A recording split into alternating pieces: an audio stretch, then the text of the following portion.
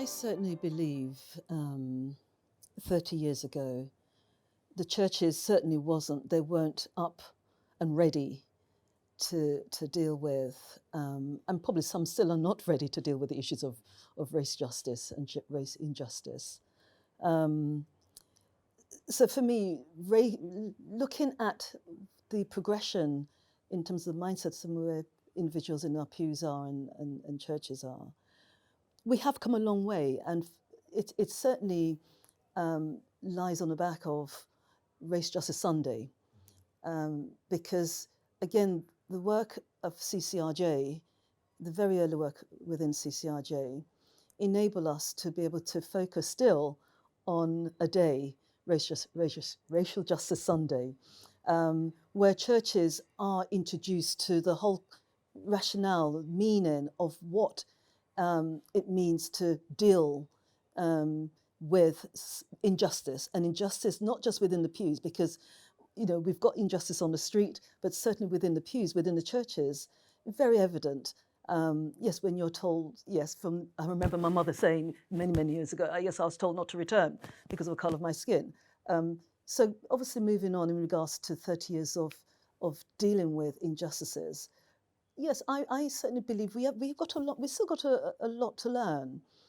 However, I certainly believe, based on the work that has taken place within some of our churches, some of our institutions, we have come a long way. Certainly, as from a woman's perspective, I remember meeting then Mrs. Lawrence, Baroness Lawrence, talking, and the humility of this woman was so much as I'm thinking, yes, could I have actually have dealt with it in that way?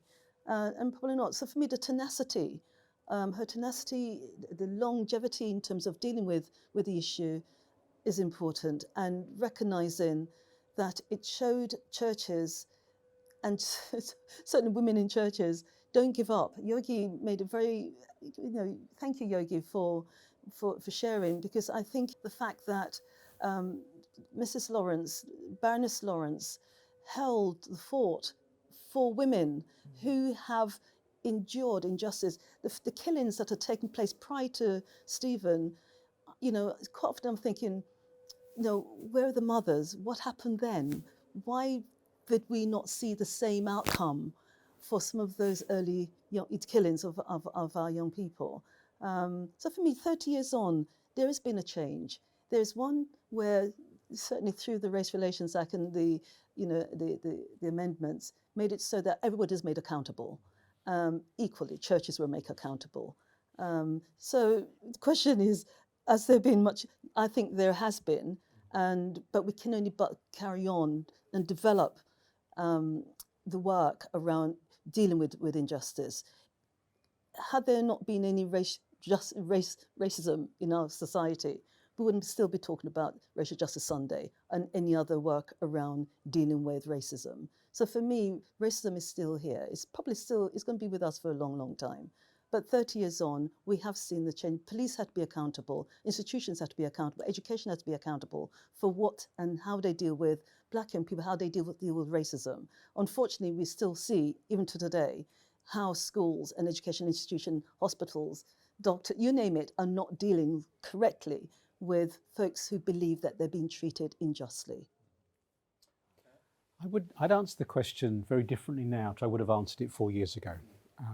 Up to 4 years ago, I was living in West London, and I would answer very similar things the way the Pat has said. I'd talk about the progress that's been in the awareness of church. You go back 30 years, people within church were by and large not talking about racial justice at all, but Racial Justice Sunday, there's been so much progress with that. Situations in terms of the progress with the police, there's still racism in the police, but the progress where we are now compared to 30 years ago is huge. But having moved to a different part of the country, I would answer, I'm actually much more despondent now than I was 4 years ago. So I filled in a questionnaire the other day done by the Evangelical Alliance about racial justice awareness in the church that you're a part of. And how many references have been to racial justice since I've been there in 3.5 years? 0. What was the attitude when I asked if we could actually celebrate Racial Justice Sunday? We don't do things like that.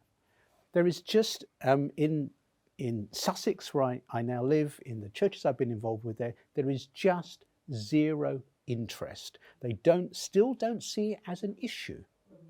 And that for me has come as quite a shock, because having been in West London for 42 years and you know, with all of the stuff that comes out of that and the progress that's been made, and going back, what feels like going back in time, where just people simply do not see it as an issue. And there is the racism that is there just underneath the surface. You don't have to dig very deep, and it's there and it's in your face. And I'm more despondent now than I would have been 4 years ago if you'd asked me that question. Absolutely. I mean, I echo that. I'm no more despondent now because I've lived with that for 30 plus years. I live in a place called Bedfordshire, which is, it has Bedford in it and it has Luton in it. And when I first moved there over 30 years ago, I used to talk of it as 2 London boroughs within a shire county.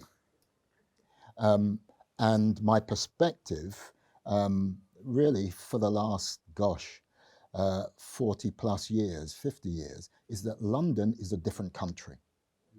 London is a different country. And one of the challenges, especially for the churches, especially for activists, is that very often London is seen as the touchstone of what's going on. And it really isn't.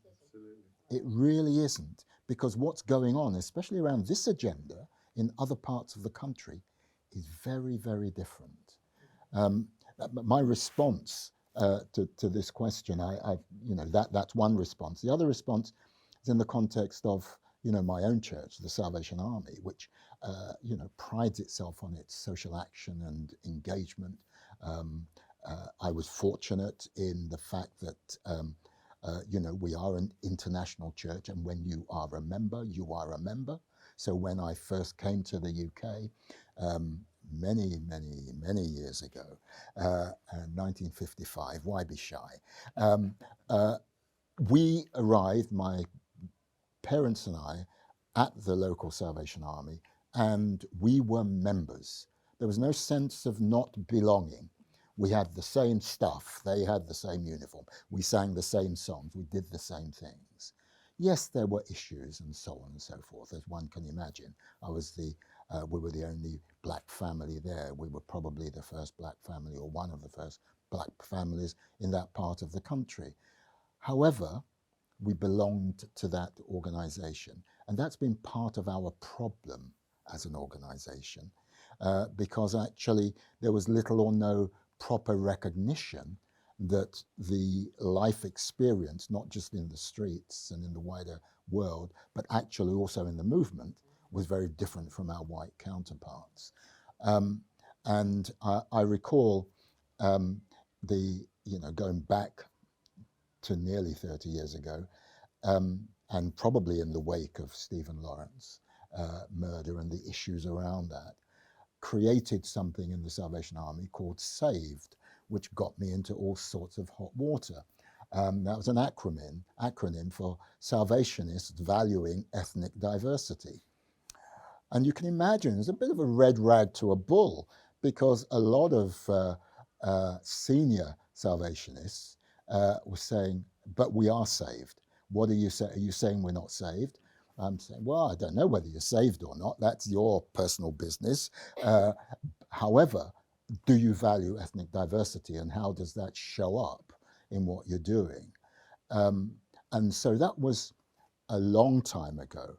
Fast forward, and some of the people who were involved in that little movement back then are now senior leaders within the movement, and their perspective is different, but they have great deal of difficulty, as in any big institutional, making the changes within the day-to-day practices of what's going on. So yeah, I've seen some changes as a consequence over the last 30 years. So there's now no sense necessarily, certainly not in the Salvation Army, that there isn't an issue.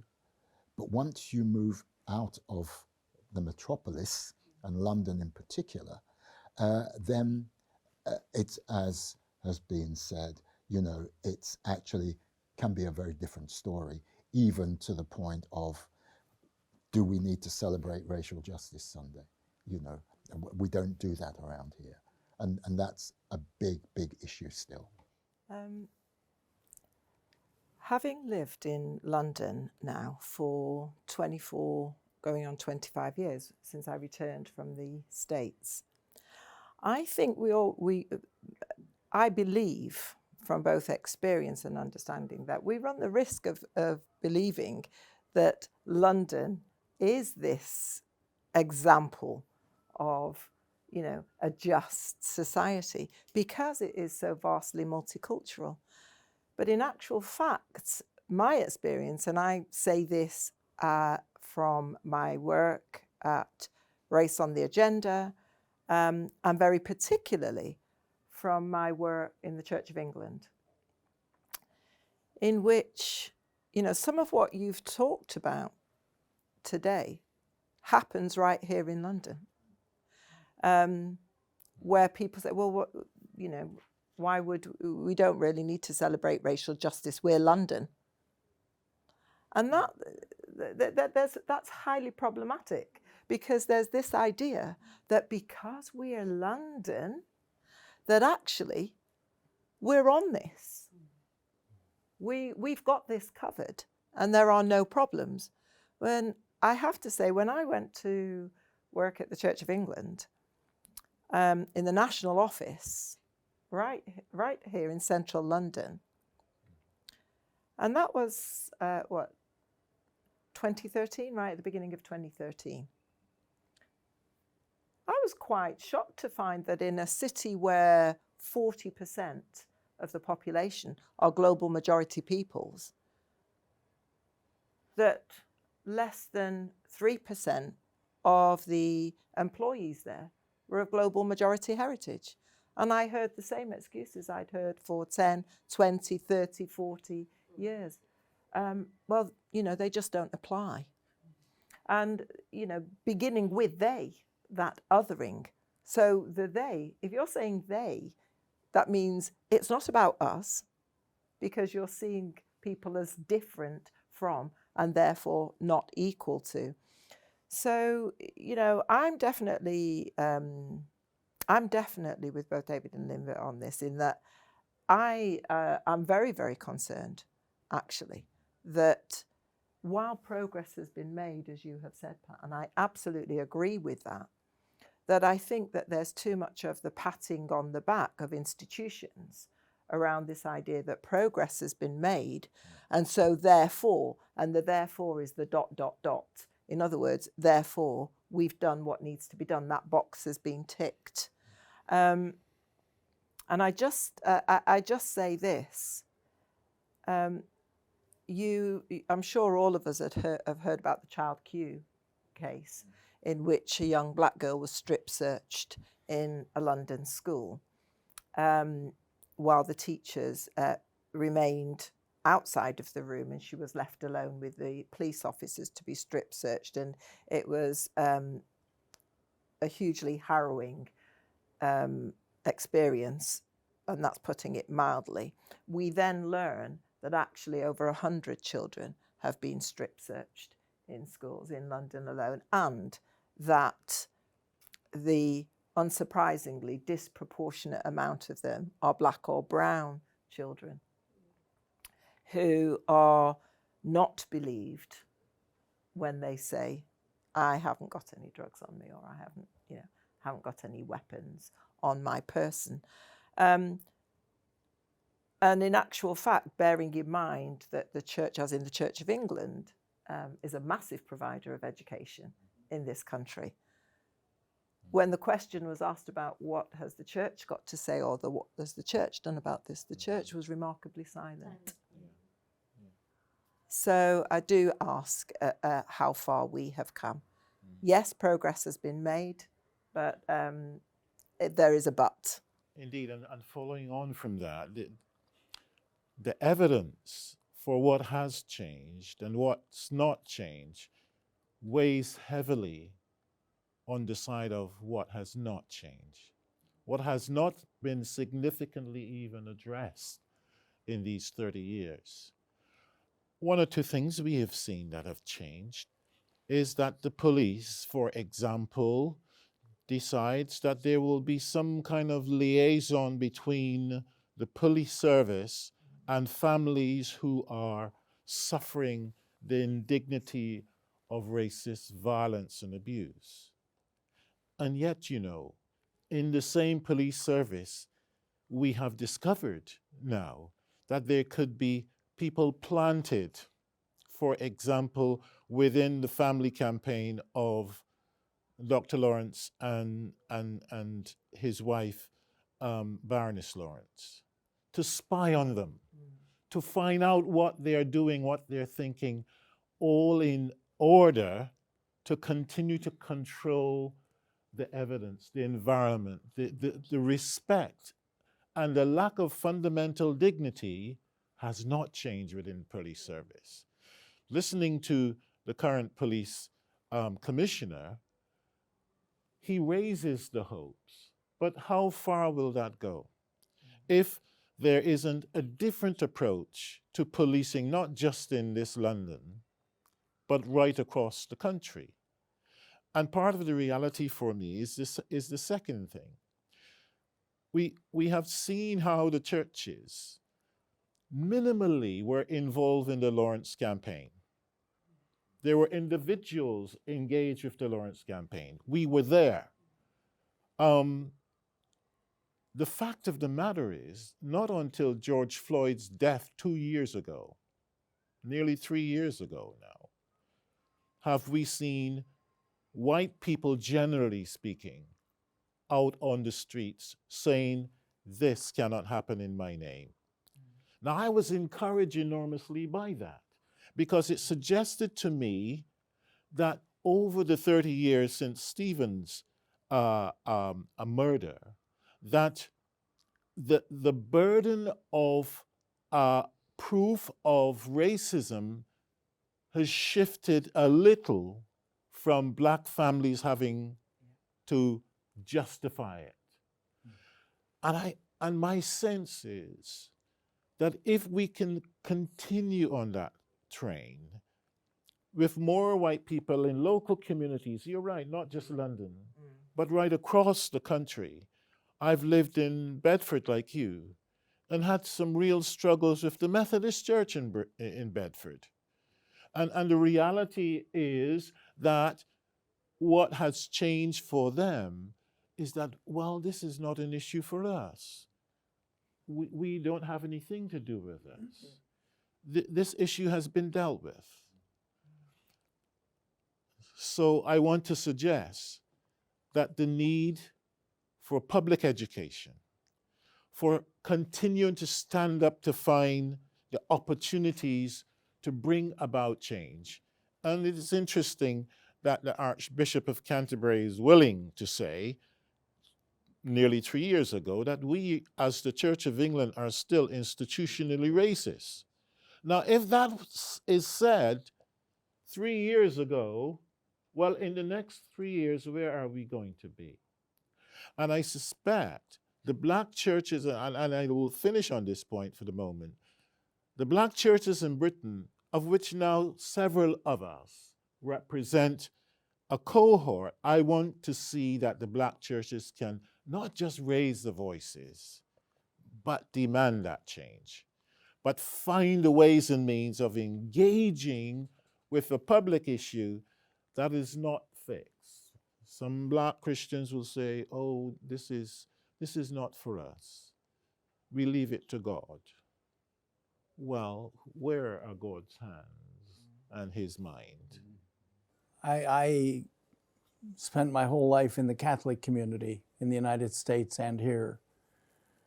And my experience is that change is not like a linear progress from one thing at the bottom to something better at the top. It's something like this.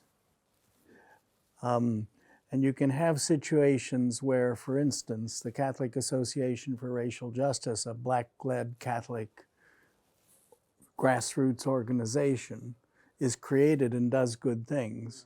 And at the same time, and not to blame anyone, but because of structures and everything else, we still have a hierarchy in this country that's all white. And at the same time, today, there's a parish in London where the white pastor suddenly realized his majority black parishioners felt they weren't being listened to. So he started a process of listening, which has become a beautiful thing. But there's how many other parishes where this is not happening, or whether it's happening in smaller ways. And I guess our notion of change and our attempt to measure change and speak about how things have changed, we have to think in a complex way about that. And I think of the United States at the same time, you know, the civil rights movement. I was still in the United States, and it was a beautiful thing. And it didn't just happen in the South, led by black pastors, but it percolated to many other parts of the United States. But it slowed down. When Martin Luther King wanted to come to Chicago, well, he came to Chicago, but it wasn't the same wonderful cheer that it had when it was still happening in the South. So when we speak about change, I think we have to think carefully about how we portray it.